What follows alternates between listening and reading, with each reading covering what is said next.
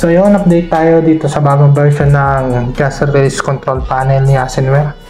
So meron siya ditong disable, so button na lang, mamimili ka na lang. So yan, yung sabihin pag nag-blink hindi pa siya naka-enable o disable. So okay, isa pa yan, pag in-enable disable natin dapat mag-steady yan. Pili pa tayo disable.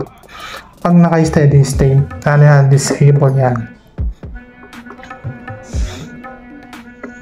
Disable, ayan o. So pwede na na-disable dito through button. Ayan. So hindi ka na magbabaklas dun sa terminal. So dito na lang kailangan may disable. At yung etong solenoid nya, pwede mo rin siyang i-disable.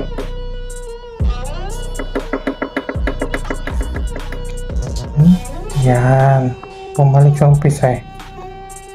So yun, pati yung gas release na optical warning signage, release, low pressure, tapos agent release at abort.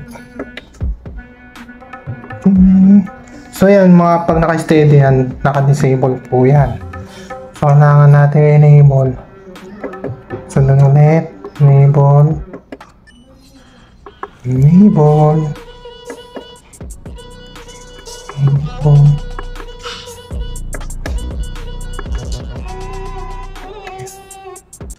yun. So isa-isa lang natin. Ganun din pag sa mga sounder, kung mag ITM kayo, pwede nyo nga silent ito, disable dito. So yun, that's it for today's video.